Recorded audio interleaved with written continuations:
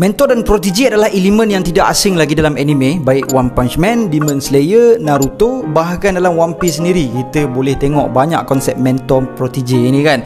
So yes guys, chapter 1087 kali ini still belum memberikan liputan kepada kita terhadap situasi yang sedang berlaku di Egghead Island. Sebaliknya membawa kita ke Hachinosu Island yang juga dikenali sebagai The Island of Pirates.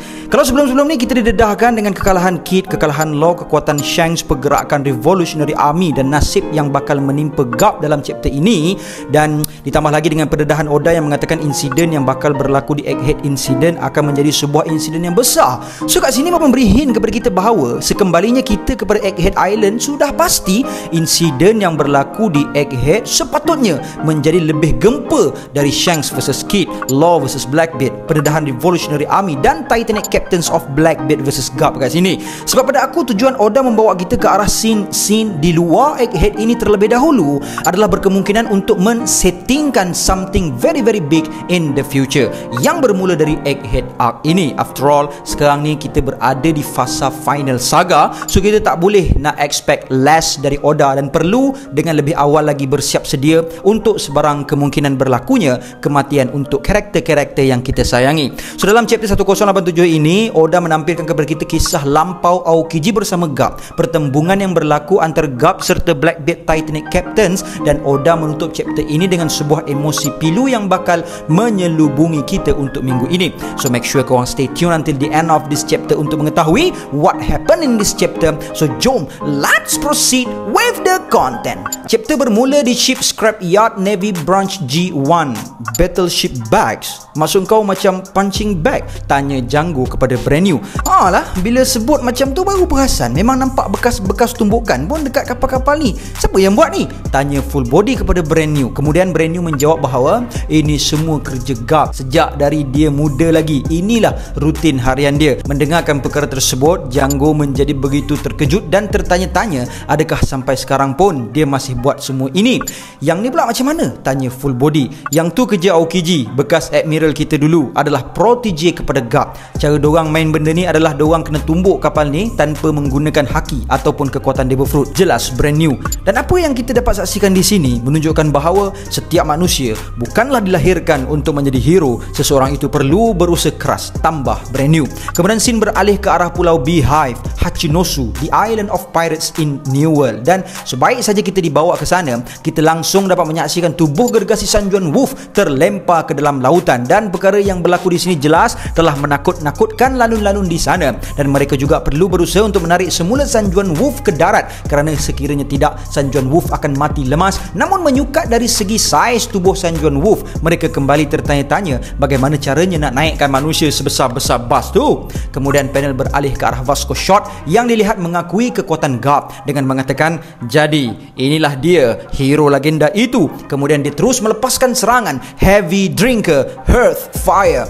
Melihatkan serangan yang menuju ke arahnya, Garp menjadi sedikit terkejut, namun dia pantas mencapai 3 tubuh lanun-lanun Blackbeard untuk dijadikannya perisai. Kemudian melempar tubuh-tubuh lanun yang diselimuti dengan api ke arah musuhnya sambil menjerit nama serangan Pirate Jack-O-Lantern. Melihatkan keadaan ini, Pizarro dalam bentuk tengkoraknya itu berkat Devil Fruitnya dapat melihat tindakan Garp dengan jelas dari atas dan sedikit terkejut dan mencela Garp dan berkata bahawa adakah Garp cuba untuk hancurkan The Pirates Island. Kemudian di panel ini kita dapat melihat lanun-lanun bawahan di situ sedikit cemas kerana sekiranya mereka gagal untuk membendung Garp yang bakal membakar keseluruhan pulau ini, maka Teach pasti akan membunuh mereka. Dan melihatkan wajah Garp yang sedikit pun tidak menunjukkan keresahan, sungguh pun jumlahnya jauh dikalahkan berbanding jumlah lanun-lanun yang berada di situ, membuatkan mereka pula yang merasa takut. Kemudian panel beralih keluar Hachinosu sambil menyorot kapal milik Garp, dan Kujaku mula menyeru Garp melalui Denden Mushi untuk naik semula ke kapal kerana mereka-mereka yang telah tercedera kesemuanya telah berjaya diselamatkan dan mereka akan mula untuk berlayar meninggalkan Hachinosu. Guys,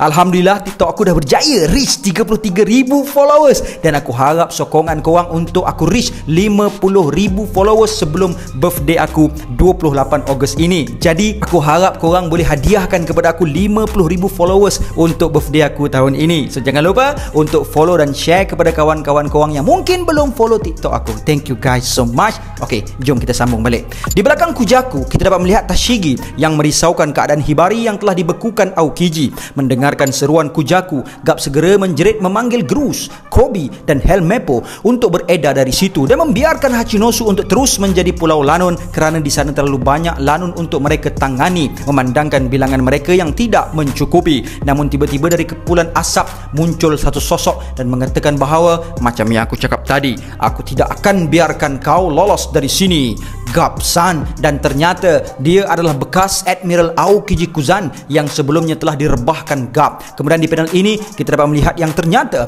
pasukan Garp sangat-sangat berada dalam keadaan kekurangan kerana mereka hanya berempat sahaja di panel ini dan mungkin di sini mereka telah pun dikepung. Helmeppo dilihat kesal kerana tidak awal lagi beredar dari situ. Grus yang mendengarkan ungkapan yang mengatakan Koby adalah masa hadapan Marine tertanya kepada Garp, adakah dirinya juga seperti itu? Kemudian Koby mengatakan supaya mereka tidak memandang rendah terhadap Titanic Captain's Blackbeard, dan Garp berkata kepada Kuzan adakah dia ingin bersilat lagi dengan dia dan mengatakan kepada 3 anak buahnya itu untuk terus pergi ke pantai dan korang akan selamat di sana dan usahakan untuk tidak terbunuh. Dan mereka mula mengorak langkah untuk melarikan diri. Namun tiba-tiba Koby terlihat ada seorang gadis yang terkandas di situ dan meminta tolong, dan Koby cuba untuk membantunya. Namun ternyata gadis itu hanyalah perangkap, dan dengan pantas satu bayangan meluru ke arah Koby. Namun Garp pantas memintas bayang-bayang itu dan ternyata dia adalah Shiryu, dan Garp langsung ditusuk pedang Shiryu sama seperti bagaimana Squad menikam Whitebeard dulu di Marineford. Garp sedikit terkesan dengan tusukan yang menembusi tubuhnya itu, namun dia memiliki sedikit lagi tenaga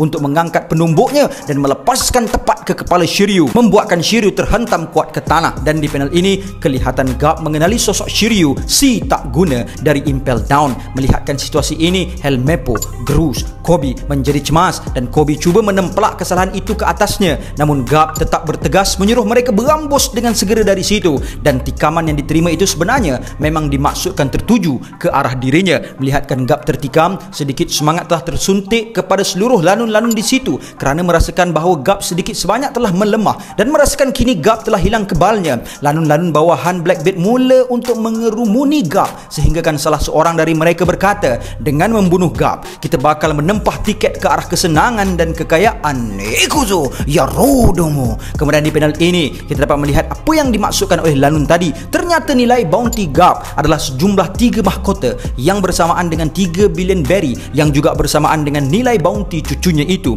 Sungguh pun melihatkan keadaan Garp, Aokiji tetap waspada dan mengarahkan mereka semua untuk berundur kerana mereka semua pasti tidak mampu mengalahkan Garp walaupun dia diikat kaki dan tangan. Aokiji meluru ke arah Garp dengan menyelaputi tinjunya dengan ais. Garp menantikan dengan senyuman, namun berlaku satu imbasan silam di mana kita dibawa ke zaman prima seorang Garp yang dilamar Aokiji untuk dia menjadi protege buat Garp. Namun Garp menolak kerana dia inginkan kebebasan dan menyuruh Aokiji untuk berlatih dengan instruktur yang disediakan pihak Marine. Aokiji mengatakan bahawa instruktur-instruktur yang ada di Marine telah pun mengajarkannya segala-galanya dan sekarang dia bersedia untuk ke tahap seterusnya. Namun Garp menengking Aokiji untuk berambus. Namun kemudian kita dapat melihat mereka berdua tetap berlatih side by side. Garp mengingatkan Aokiji untuk tidak menggunakan haki kerana ini adalah latihan. Namun dengan nada merungut kesakitan, Aokiji mengatakan dia belum lagi memiliki haki tersebut. Dan di panel ini kita dapat melihat sungguh pun penumbuk Garp itu kecil, namun impaknya begitu besar melebihi 4 kali ganda tubuhnya. Kemudian hari demi hari berlalu sehinggalah membawa kita ke masa Garp telah pun beruban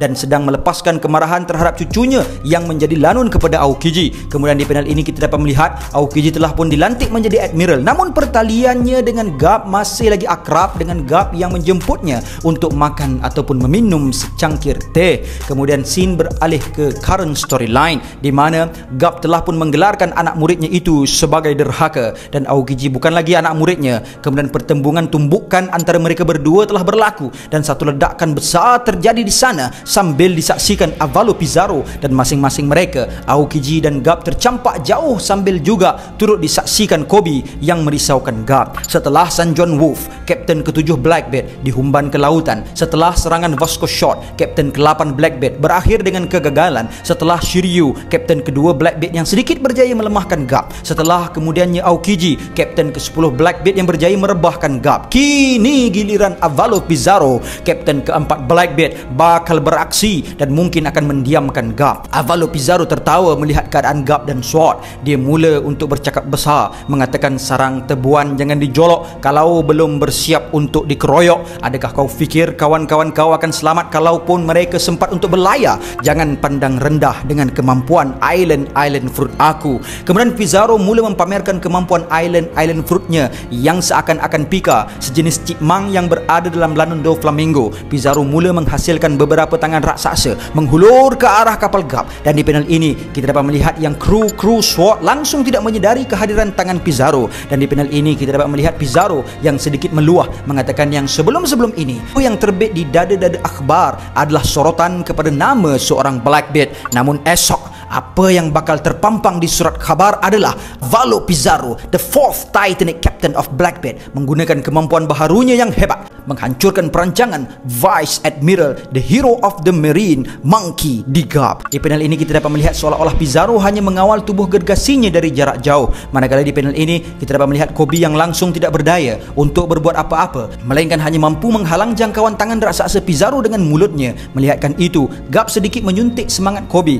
agar tidak mudah menyerah kerana keadilan akan tetap tertegak, dan chapter pun tamat. So guys, please drop your thought regarding this chapter, dan video seterusnya aku akan cover berkenaan apakah nasib yang akan menimpa Garp dan SWORD, dan sekiranya ada, siapakah yang bakal membantu Garp. So please stay tune untuk video seterusnya. Dan again, kepada korang yang belum lagi follow TikTok aku, jangan lupa untuk follow TikTok aku. Please hadiahkan aku 50,000 followers sebelum menjelang hari jadi aku. Okay guys, that's all I have untuk perkongsian kita pada kali ini, and until then my gang, there is no God except Allah. Assalamualaikum warahmatullahi